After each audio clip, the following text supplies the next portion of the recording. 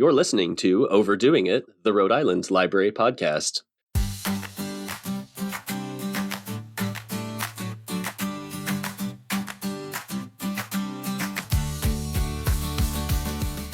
Hello, and welcome to another episode of Overdoing It, where our team of library workers dish about their latest reads, views, and passions, alongside fascinating conversations with local luminaries.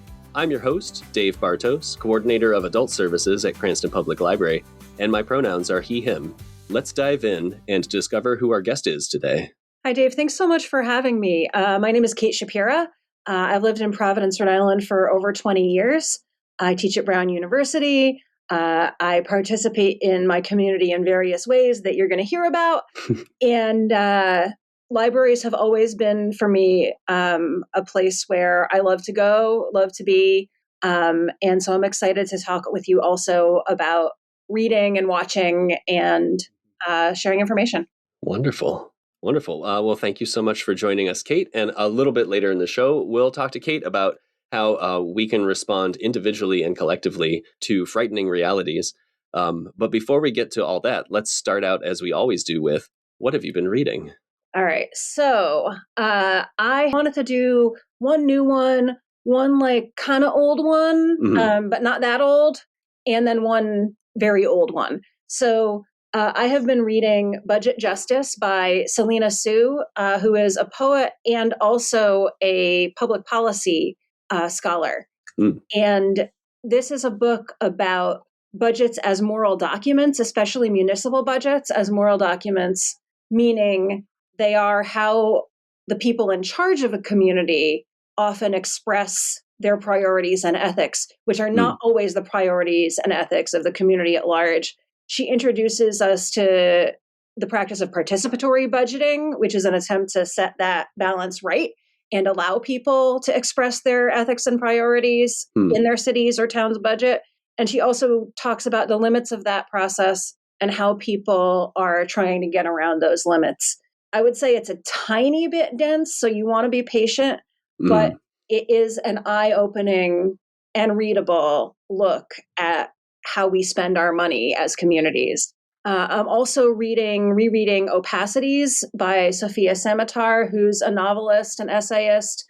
And I really love this book, which is a couple of years old, because I think that we're in a time when, while we need clear, open lines of truthful communication, we also need to let the ways that we communicate and write be weird and internal and sidelong and poetic. And this is a book about all of those things, particularly in the context of being a writer of color in a time when people were trying to make that kind of writing very legible to a white audience in a very narrow way. And so Samatar is trying to ramify, complicate, and, embrace different kinds and levels of opacity in a context where clarity feels hostile. Wow. And then the third thing that I'm reading is a very old reread, which is my comfort and pleasure read, and it's called Sunshine by Robin McKinley. It's a vampire romance. It reads very dated in its style and in its vision, but it is a lot of fun. And I wanted to bring forward reading for fun, just for fun. Yeah, absolutely. A lot of different reasons to engage with reading. We have people who are like, I usually have a fiction book and a nonfiction book at the same time. And this is the first time in recording hundreds of podcast episodes. It's like I have a new book, kind of a medium new book, and an old book reread. Is that a typical approach to reading for you? I reread a lot, yeah. Partly because I read very fast and always have. And so I tend to get more by reading multiple times. Going back to it. Yeah. Going back, seeing what else is there. Not what did I miss, but what didn't I emphasize the first time through? And then, of course, for like a comfort read or a pleasure read, it's just like getting on the ride. So I like to, it's like, oh, I'm going to get back on the ride.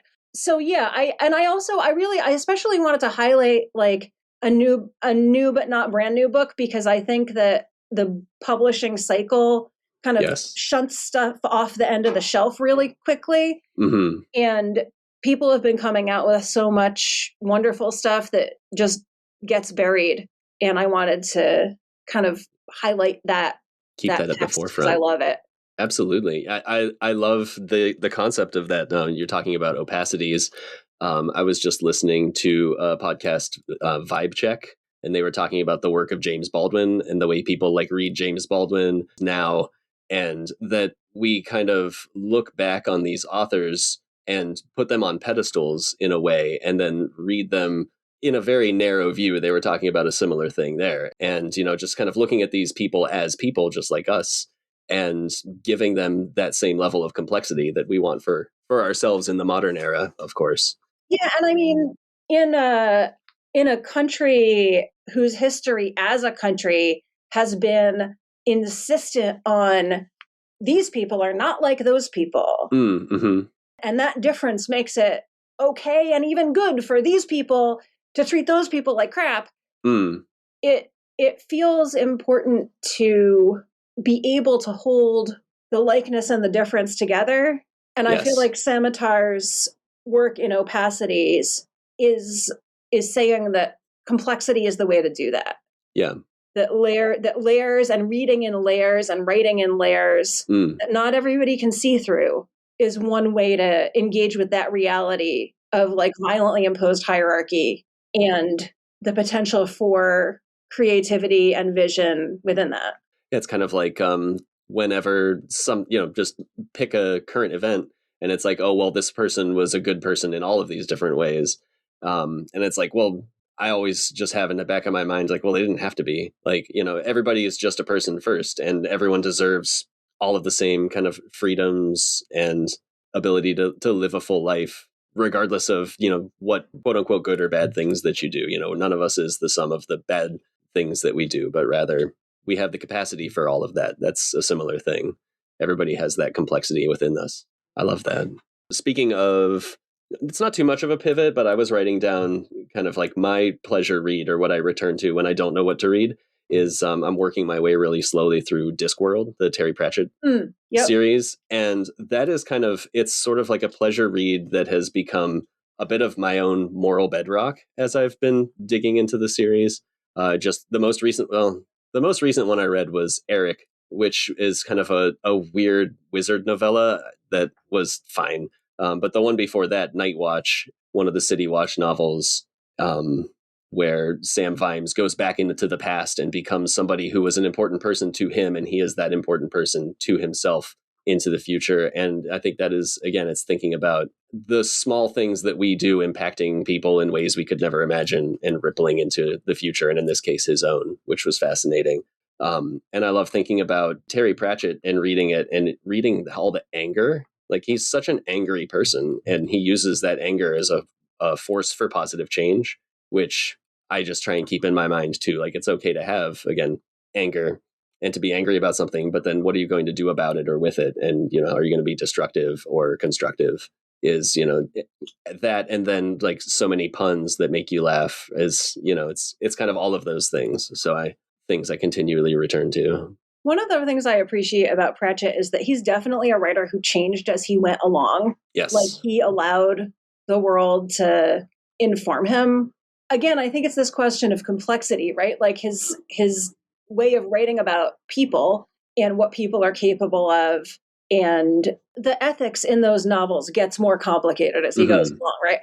And his sense of power, which, I mean, we could have a whole conversation about, like, you know, okay, like, you don't like the idea of like a genetically identified king, but like you're kind of okay with like the idea of like a genetically identified cop. Like, that's a little like, yes. What are you doing, man? But I do think that the books got more complicated as he went along, and his sense of what a human is or what a person is got a lot more complicated as he went along.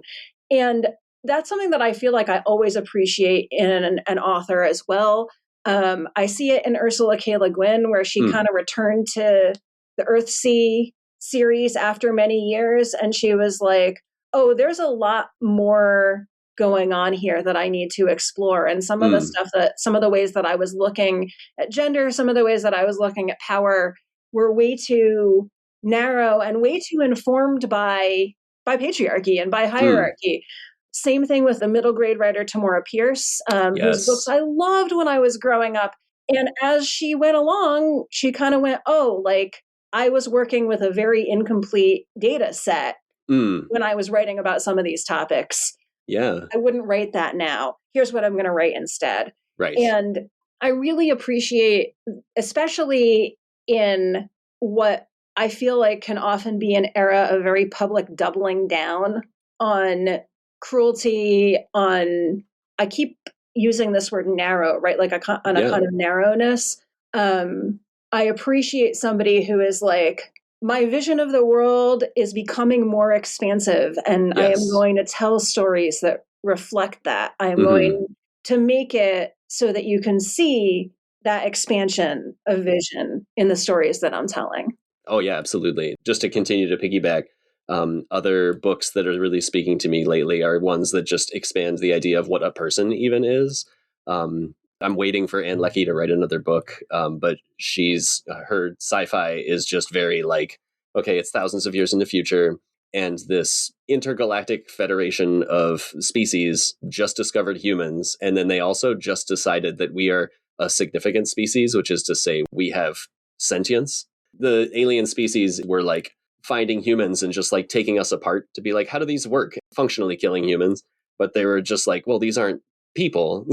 And that's the beginning of the novels. And then the rest of the series and books is like, well, okay, if we have sentience, who else has sentience? And it's like this shipborne AI, like, is that sentient? Which, of course, AI in science fiction is just magic because AI in the real world is marketing. But, that idea of if I'm a person, is my cat a person? Because my cat is an animal just like me, and it has its own thoughts, feelings, actions. Just because I don't understand it doesn't mean that it is not a person. And so just continuing to draw the bigger and bigger circle so that every being gets that level of respect. There's that baseline level of respect. Right. And then like also like what's the unit? So like is a forest a person? Ooh, yeah. You can have a tree in a pot, but it's still going to need to be in relationship with other things. Either somebody's watering it or it's out in the rain. There's fungi all up in there, making sure that it can like metabolize stuff or whatever the word is for a tree that's not metabolized. Right. Or it's in the ground and it's in relationship with other trees and, living animals and dying animals and spores and things. And don't quote, I mean, you can put that in the show, but don't quote me on the mechanism of how any of that actually works. I don't really understand it, but I do know that, that interdependence, which I also write about in my book a little bit, raises some questions about like, what are the edges of a person like, right? So on the one hand, like the difference, the dividing line that you might draw as you move through the world and decide how you're going to engage with all of the elements of the world is me and everybody else, right? Me and everybody else. I control what I do. Other people control what they do. The cat also controls what the cat does. But that's not like 100% accurate. Sure. Plants and the people who get paid not enough money to tend the plants are keeping me alive. I breathe air that the trees breathe out for me. I drink water that's filtered through the hard and sometimes somewhat gross work of a lot of people. Yeah. So the outline of a person, if you allow that outline to waver a little bit, I think you can get more truthful about what it's like to live in the world. I love this. Because we are not people standing in a pot, right? We are not self-contained, even if I feel like there are systems that want us to believe that we are, and we can get into that when we get into your work more deeply. Before we get there, though, I'm curious if there's anything you've been watching lately that you want to share. I'm so delighted to be able to tell you that I just watched a 2017 documentary about Grace Jones, which is on the Criterion Collection. And I think you should watch it. Okay. I almost want to say, let's just stop the podcast and you can go watch it right now. And it's very much in line with something that we were talking about at the beginning of this conversation about all the ways that a person can be at once and all the things that go into or add up to the making of a person. And also about like image and complexity and perception, especially in the context of race and racism, like what an audience expects from a performer of color, how flat and simplified that picture can be. And that can be true regardless of who's in the audience, actually, because the way that racism works is it gets everywhere unless you push it out and then it comes back. The film stays with Grace Jones both when she's on stage, also backstage when she's kind of doing some of the business of being a performer and a famous person, and then also with her family, with several generations of her family in various settings, including like her family's house where she grew up. So that re-larification and recomplexifying, which, like, you know, if you fall for the flattening out of a person, if you fall for it, you really need to have it recomplexified for you. If you've never fallen for it, then it's more like having your reality affirmed. Yeah. Which is nice, I think, also. So I think that anybody can get something out of this, right? Yes. Somebody who has sort of fallen for the kind of like racist cross section of a person's reality, especially in this, like, you know, in this very commodifying industry, right? Of performance, of live performance. Yeah. Yeah. Fantastic. Also, it's just great. It's just really great. It's just great. It's really you get to listen to great music. Yeah. I think that sort of dovetails with the most recent thing that I've watched, which was Secret Mall Apartment, because we're in Rhode Island. And so in the early aughts, a group of artists lived in a sort of negative space within the Providence Place Mall. What I loved about that movie is a similar thing of making something more complex, because at the outset, you're just like, oh, you know, like a bunch of kind of local weirdos lived in this place in a mall, and like, what's the story in that? And the real story is how you know, Michael Townsend, who was kind of like the teacher at RISD essentially for all these people, didn't just do this, and all of these different artistic experiences and work that he did, which had profound impacts to people. By the time it got to his tape art and all of the work he did at Hasbro Children's Hospital and around the country doing these ephemeral tape artworks, and I was crying, because it's just like, well, that's what art is for. Like all of this is the art, and that really really impacted me watching it.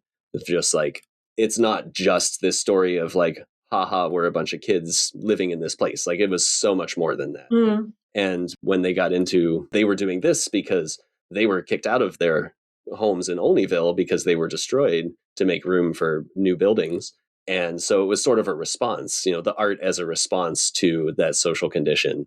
And it was a really, really beautiful piece of work. And to get to meet, you know, again, I say local weirdos in all gratitude and appreciation, because I think that work, that artistic work, and the character it brings to a place, the very specific, and it's the people that make a place. I moved to Providence in 2003. And that was a time when a big wave of mill evictions, landlords were doing this big wave of evictions from the people living in the mills and selling the buildings, or just like, oh, we're going to like call it like artist studios, but we're going to jack the rent. So it was, in a way, it was the time of a shift in that era, when a lot of people who had been able to live in this pretty inexpensive way and make the stuff that they wanted to make were cornered by people with dollar signs in their eyes, essentially. And I live kind of in between Federal Hill and the West End, and having seen that neighborhood rocket into gentrification in the time that I've lived there has been wild. Neighbors that I really liked have not been able to stay. Mm-hmm. Yeah. And that is also, part of the reality of this city, which I love and which I've chosen to make my home. And Yes. which I chose to make my home because it seemed like a place where it was like pretty easy to just start making something, Mm-hmm. which is the spirit that I think is part of what you're talking about Yeah. from this film, and the spirit of a lot of the people who were living in those mill spaces, and a spirit that was still very much abroad, and that drew me and my partner to the city, and Mm-hmm. that was very much abroad in the city when we moved here. I don't know that it feels like that to people who are coming up now. Hmm. I'd like to know. I mean, Yeah. that's a genuine, I don't know. Yeah. I'd like to ask. But that sense of like, if you want to do something a little peculiar that's not going to make you a lot of money, but that lets you play with something or think about something or do something with people. Right. Because it wasn't just like you personally can do it. It was, there are a lot of people who are doing this, and Yes. that energy is floating about in the air. Mm-hmm. And or it was at the time that I moved here. But then I also think about that time and how incredibly white that scene was, and male, Sure. and how, proportionally, and thinking about like who that sense of possibility was for and who it wasn't for, Yes. Mm-hmm. who had access to that and who did not, and who had access to it until they bumped up against something, Right. and then they didn't. Something even more kind of like white male and like just power, like more power even. Yeah. Well, yeah, and I think, and I think like gatekeeping takes many forms, Sure. right? And you don't it's not always something that you can point to, to say like this person kept me out of this or didn't. It's not always as sharp as that. Yeah. And then it turned out that that there were people who saw the linchpins of that scene also as disposable and negligible, and out they went. They had a different vision basically, and they had the means to enact that vision, and I think narrow the gains to speaking of narrowing, to fewer and fewer people, to them essentially the people who had the levers of power. And it's just a good reminder to me that like that the thing to do with a door is prop it open. Mm-hmm. Actually, that's what you should be doing. Yeah. With a door. Yeah. Let people in.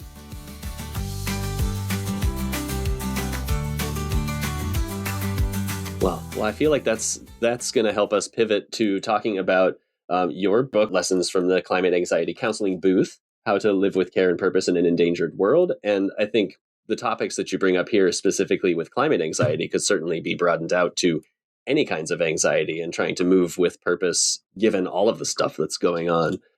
So I thought you could start by just giving our audience like a little 101 of the counseling booth and how that project started with you and how it developed into this book and these thoughts. Sure. So in the fall of 2013, I was feeling a lot of what I labeled climate anxiety at the time. I didn't know that that was a thing. It wasn't a term that I had heard.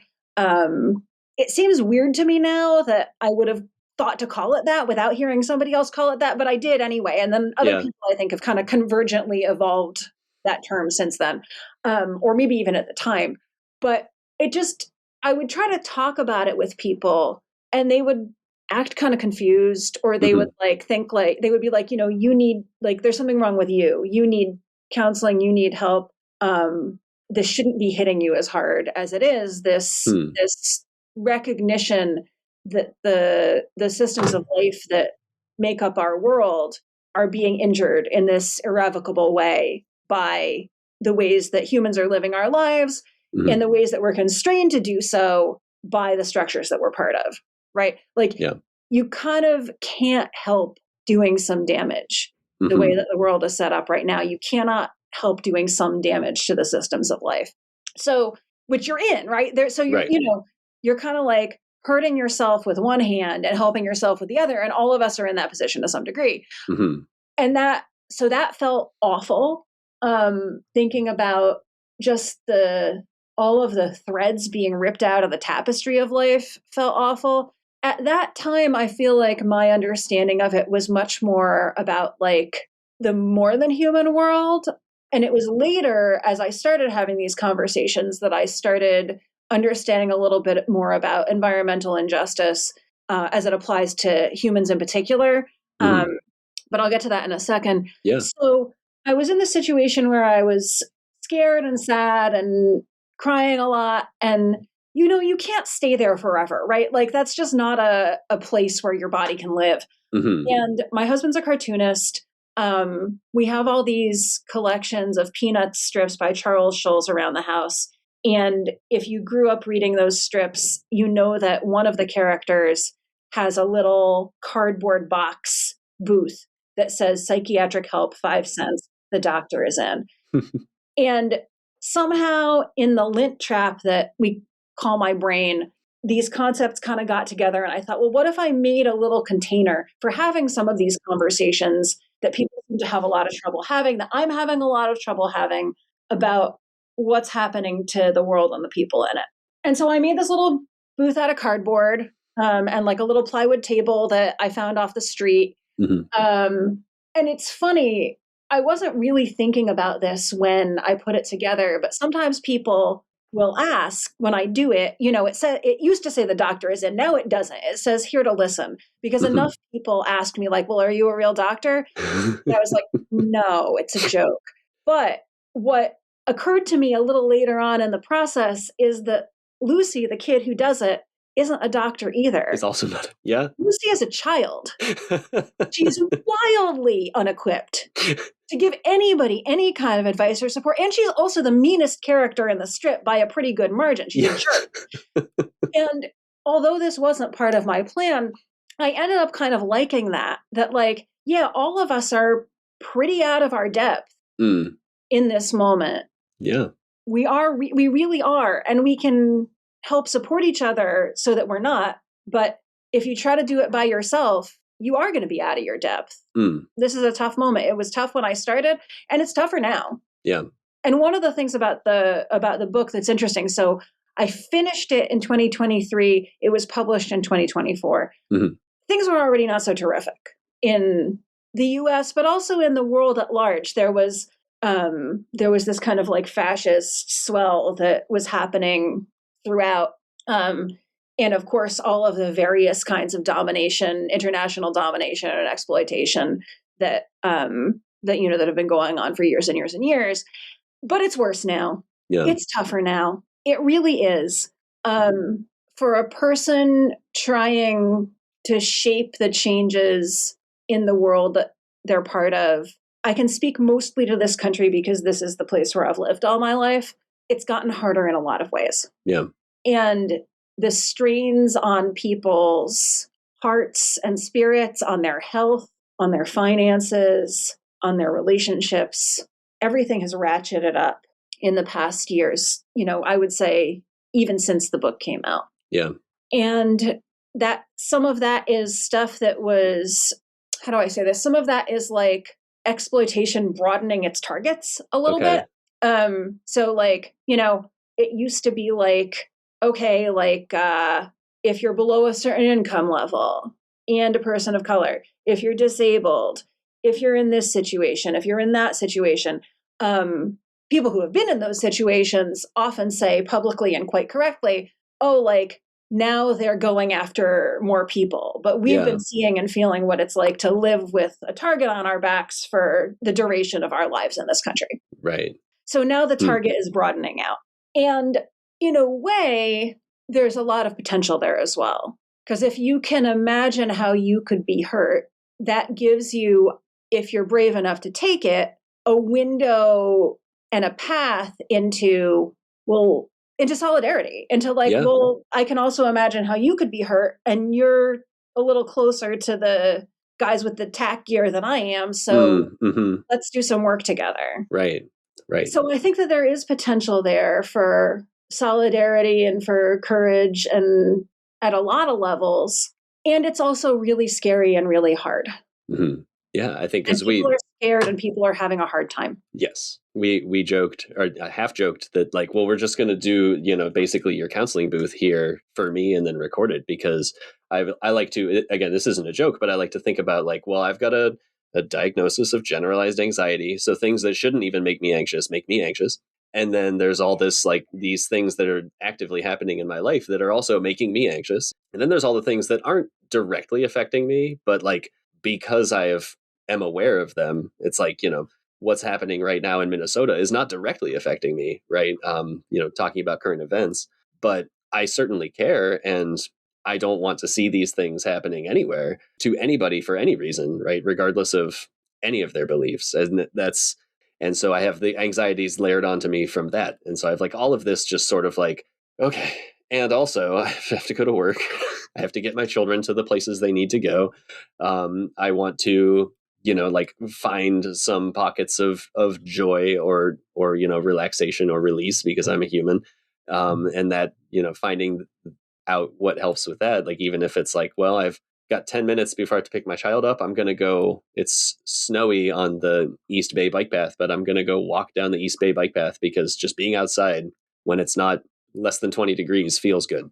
Like little things like that. And it's like, it feels to me just like everything comes back to in my reading, what is a person? It turns out it's a bigger definition than I think. It kind of feels like everything is leading back to the answer is the things that the system as it exists won't let me fully access. And in some ways, it feels like the system as it exists sells me the solution. So I think about the idea of like, I think everybody needs community, and we're realizing like, oh, what we need is community. And it seems like there are so many systems that are selling us community as a commodity. And so we get this kind of like junk food version almost of like, oh, I have a community because like I'm online with all these people, kind of realizing it almost feels like the wool pulled off one's eyes, that it's like, oh, this is manufactured and it's not actually what I need. And so I think when I saw your book getting to that point of view of like, well, what is needed is like that true community and that true network of people that you can rely on when things are going bad or when things are going good, and you can bolster each other. Getting to the idea of what is your strength, what do you have to offer to another person? Oh, these real connections, this real thing. And so that's where I kind of had a light bulb moment that like, oh, this is that same kind of like what I need to shift my anxieties to. It's not just me, like you were saying. I'm not all alone in this, but I'm with all of these other people and communities, and in responding to all the stuff that's going on. You said something a second ago that I would love to return to if we can, which is saying that you felt like the systems that you're part of and that each of us is part of make it pretty hard to access the stuff that you would actually need in order to survive within and maybe shift a little bit those systems. So can we return to that for a second? Yeah. What is it that you feel like you can't access that you need? Yeah, I think I just think about an average day, from sun up to sundown. It's like there's always something that needs to be done, whether it's, I got to wake the kids up, I got to get them ready for school, I've got to get them to school, and then I've got to get to work, and I've got to do all the things that I do at my job. And then I get done with work, I go home, eat, now I'm putting kids to bed, now I'm cleaning up the house. Now it's like 9:30, 9:45, and I would love to read a book, but then the second I open a book, I'm asleep. I will say on days where it's like, okay, I'm making plans to meet up with some people, it almost feels like it expands the day. And I forget that's like, oh, it's not actually, I think that's the thing, is that the system is like, oh, you've got to jump through all these hoops. You got to do all these things to be a fulfilled human being. And if you don't have the time, we've got a service for you. We can do all these things and you don't have to do them. But the idea of the joy of being a human is actually in those, what is made to feel like inconveniences, in going and doing the thing and making the time to say, oh, I'm going to go spend an hour and a half with these people that I love, and feeling like that is an indulgence, and to take that from being an indulgence to like the way of life. Like, and that's where it's sort of shifting from this idea of like a toxic individualism, because the individualism keeps me in the system and it breaks me out of that to say, oh, I don't need to, So, or rather, because this is the thing I do, somebody I know doesn't need to buy bread because I bake bread. And so, like, here's a loaf of bread because I was making bread and now it's for you. So it's like that's sort of having to kind of retrain oneself to get outside of the system that would be more than happy for me to keep giving it my time and attention, I think, and money. So again, slowing this process down a little bit, just a little bit. Yeah. When you want to do more of something, you got to do less of something else, right? Yes. Right. Something's got to give. There's not an infinite number of minutes. There's not an infinite number of brain cells. Where do you see the places where you could do less and still keep your promises? Huh. Yeah, I think it's hard. It's hard to say do less because, like, I've got 3 kids and they have a variety of needs. So making sure to fulfill all of those by yourself, you do that. Sort of, kinda. I think there is a level of, I don't want to say guilt, but maybe it's guilt. It's like, well, that goes back to the idea of the individualism. Like, I should be individual. I should be able to, take care of it. It's that hamster wheel. No, you can't. Yeah. You are not going to do that. And in fact, you don't do it now. Yes. Your kids have teachers, they have doctors, they have dentists. Yes. Like, already, you are part of a web. You wouldn't dream of like prescribing antibiotics for your kids. Of course. You know what I mean? Right. So one question that I have for you is like the friends that you have, do those friends have kids? They do. Do your kids ever hang out? Not as much as I would like. And I think it feels like, 100% feels like making excuses, but it's like, oh, because my kid's got to get to this appointment and their kid's got to go to that rehearsal. And so it's kind of like the jigsaw of finding the overlaps. And so I think making that, and we just had on Rebecca Davis, who's the co-director of Join or Die. And I feel like that dovetails perfectly with this. That's like, well, that's making it from something that is like, oh, it would be nice if we got together, to like, oh, well, this is when we get together, and making it a more central part of the puzzle is, again, I think it's the thing that we're led to believe is more difficult than it is kind of where I'm feeling at the moment. I mean, you are finding it difficult. Yeah. And I don't think that that's fake. I think it, I don't want you to like, get into too much of a tailspin about that, because I think the difficulty is real. Is it a difficulty that, the systems that you're part of created? Yeah. Is it also kind of a difficulty that you created? Kind of, yeah, because, some of these things that, that you got to get your kids to are like necessities, but some of them are also, shall we say, elective. Sure. And you have built a life, it sounds like, from what you're saying, without a lot of wiggle room. Yeah. So I guess what I'm asking you to think about, and you don't have to think about it on the air, is to do a little cost-benefit analysis of creating the wiggle room. Yeah. And that might mean, and this is really a might, it is not an absolute, and I'm also definitely not telling you what to do, because you know your life and you know your family. But it might mean saying, like, instead of signing up for like 2 things this season, let's sign up for 1 thing. Yeah. Instead of doing like, soccer and the play, pick one. Pick one of them. Yeah. And I think that this is the other thing that that I am often brought up against and don't like, is that you might get pushback. They might not love that. Depends on the kid, know. Yeah. And your relationship and how much they like the stuff that they're doing and how important it is to them. And like, if the kids are older, then also a big factor is like, this is their community and it's what their friends are doing. Yes. So you might need also to think a little bit about that.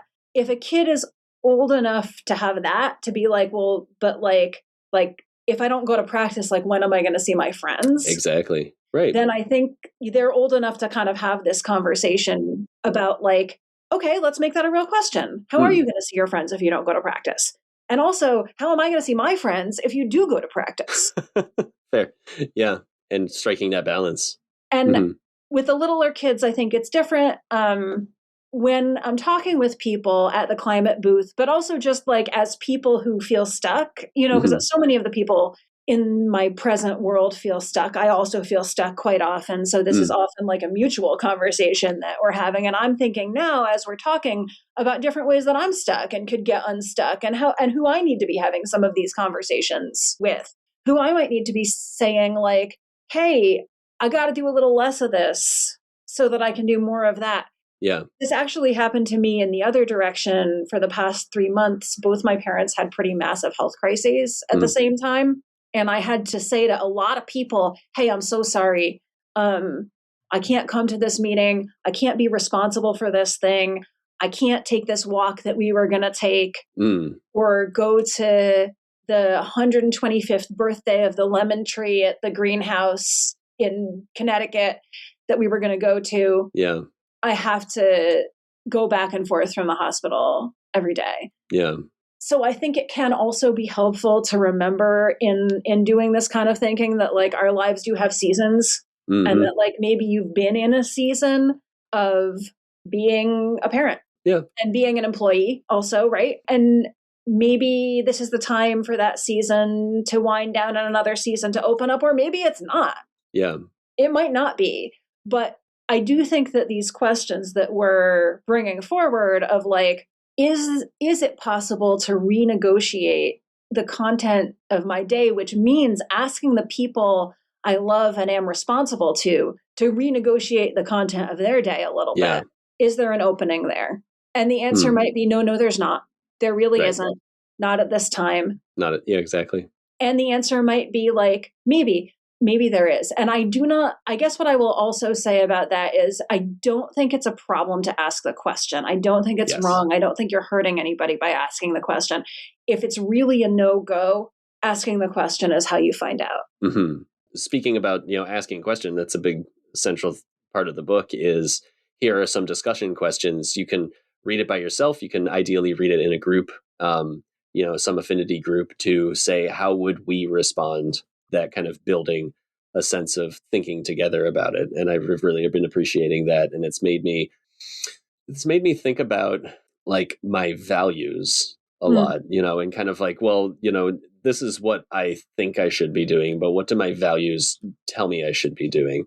I think makes me think about, speaking of being an employee, like I work in a public library, and I am so thankful almost every day that I get to work in a place that lets me work my values, I think, as closely as possible to just be a community connector from one place to another. And I'm just sort of a conduit, be like, oh, you need a thing. Here's a book. Here's the community organization. Here's the research database. And that I am just able to say, and that's just something you get because you're here. And that's, and also, honestly, if you don't have a quarter for printing, I can get away with just being like, yeah, you can, I'm not going to hold you over a barrel for a quarter. And so thankful to have that opportunity, but then to expand on, okay, well, what else do my values say about how I want to move through the world, not just as an employee, but as an individual, as a member of a variety of communities and organizations, and to be as consistently living to my values in as many of those places as possible. So without being a jerk to yourself, what's something where you've seen somebody do it or heard about somebody doing it, and you're like, man, like, I wish I could do that. I wish I could find a way to do that. That would be a way to live out my values and my principles if I could do that. What's something like that? And it doesn't have to be a big thing. A situation I remember was I used to work in Natick, Massachusetts, and there was a really bad rainstorm. I was driving home from Natick, Massachusetts down to Attleboro, and I hit a terrible pothole. I got a flat tire. It was night. I pulled into a closed like machine shop parking lot, and I called AAA. And I just remember sitting there for way longer because the AAA was so busy, and just feeling so alone in that moment, like in, halfway between my work and my home. And I didn't know anyone. I barely knew where I was, except that like, that's the way the GPS was taking me to get home. And I was in this situation and feeling like, I guess, wanting to feel like the opposite of alone as much as possible. And that doesn't mean you're always with somebody. I think being by oneself is important as well, but to kind of always to find ways to build that network to say, okay, well, if I'm in trouble, I don't just kind of have to sit here and wait for somebody to get me out of trouble. People I can call that is going to be at least more, I don't know if immediate is the right word, but like there's someone I can call sort of thing. And so that's I guess a personal experience that stuck with me, and feeling like, okay, well, how can I lessen that feeling of like I'm all alone, I'm in this trouble, how am I going to get out of it aside from wait here for somebody to come and to help me out? And I mean, I did try to, it was raining and I couldn't get the bolts to come off of the tire, and so like I tried to do the thing and I was like, well, now I have no choice but to sit and wait. And that wasn't that bad, I was fine. But also, just feeling like, how did I end up in this situation where I'm kind of at the mercy of when somebody's able to make it out here? And so I guess feeling like, how can I not do that, essentially? How can you not do that? Who would you call now?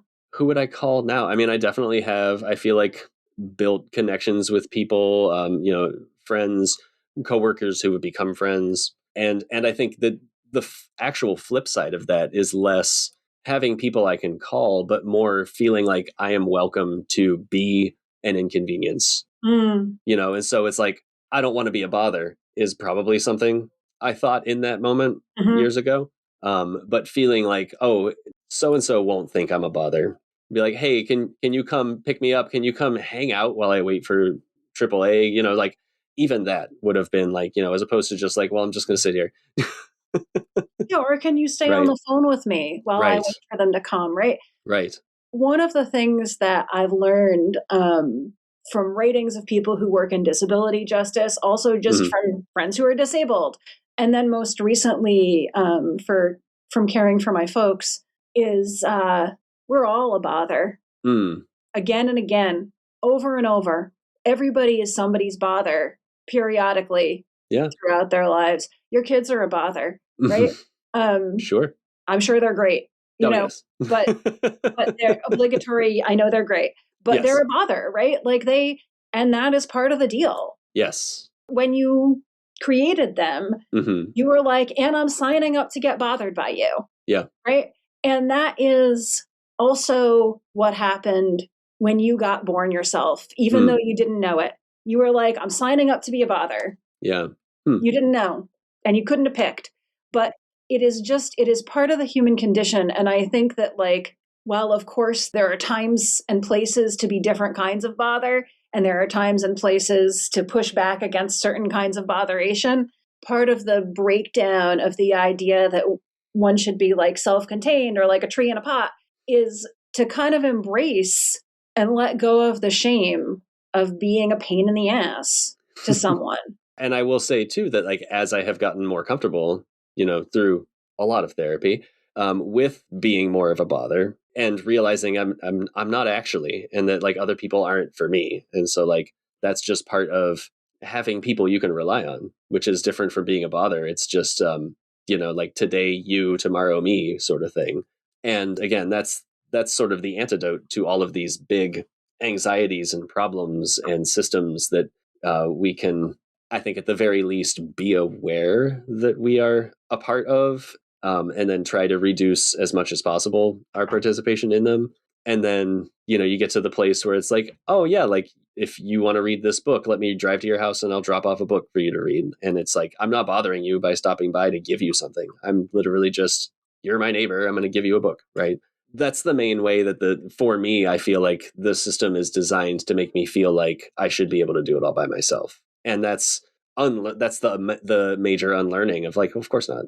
Right. And again, I want to emphasize, you are already not doing that. Exactly. You can't photosynthesize. And I think a lot of those systems, though, are, you talked about those people being, underpaid, in many ways policed, and, that's a terrible system, speaking of systems, but it is designed to be invisible. Absolutely. It's the idea of Amazon grocery store that's like, you just walk in, you grab the things and walk out, and AI knows what you took. And it turns out it was actually people watching closed circuit TV in a foreign country getting paid pennies to just sort of ring up your cart and then put it on your, and it's just like, it's all just kind of like fabricated. We're supposed to feel like we're this, individual master of our destiny, but we're profit centers.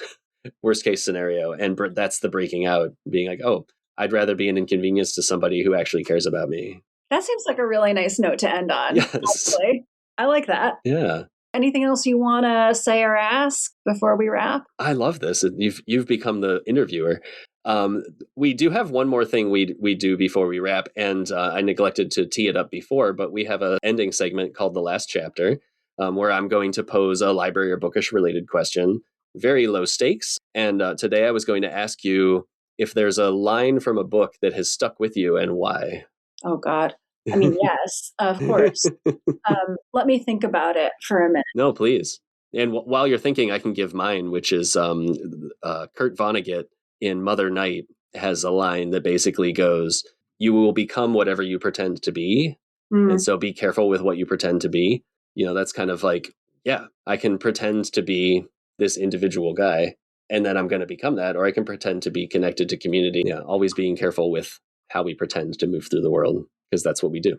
Yeah, my mom says that. I quote her a lot in conversations like this because she likes to remind me that what you practice, you get better at. And it always makes me really mad, but she's right. But that's not from a book, though. I think the one that's popping into my mind is from, we mentioned Ursula K. Le Guin before, and the Earthsea series, and how she kind of came back to that and was like, oh, there's a whole aspect of this world that I was shortchanging and neglecting, and I need to open that out. And so the line that comes into my mind is from what I believe is the final story in that group of stories, which is called The Other Wind. And it is very much about the opening out of things that have been closed. And one of the characters says, maybe nothing we know will be left to us. And they're in a situation where, as I said, like the way that their world works is changing in a way that has some fear to it and some risk, but is also, the changes have the potential to set right a very old wrong. Yeah. And the character who says it, she's not scared. She's not like really excited, but she says it with an openness to that possibility that maybe nothing we know will be left to us. Yeah. Yeah, that definitely feels like it resonates with today and, the world, people grasping at power and the opportunity to right wrongs and become a little bit better. Wonderful. Well, Kate, thank you so much for this chat. Really appreciate talking to you. Where can our listeners find you online, get your book? My website is just my name, KATESCHAPIRA.com. You can buy the book there, or you can go and request it at one of the wonderful Rhode Island libraries. Yeah, we've got it. Wonderful. Well, Kate, thank you so very much for joining me, and thank you, everyone, for listening. If you would like to share a line from a book that has stuck with you, or if you want to just reach out to the show, send us an email at overdoingitpod@gmail.com. And again, that's overdue, like all the library books at my house, ingitpod@gmail.com, or find us on Instagram at overdoingitpod. If you enjoyed today's episode, please share it with a friend and rate and review us on Apple Podcasts or Spotify to help us reach more Rhode Islanders. Overdoing It is proud to be a resident partner of the Rhode Island Center for the Book and is brought to you by library staff and community members all around the Ocean State. The project has been funded in part by the Rhode Island Office of Library and Information Services. Thank you again for listening, and this has been another episode of Overdoing It, the Rhode Island Library Podcast. We're overdoing it, but you're doing just fine.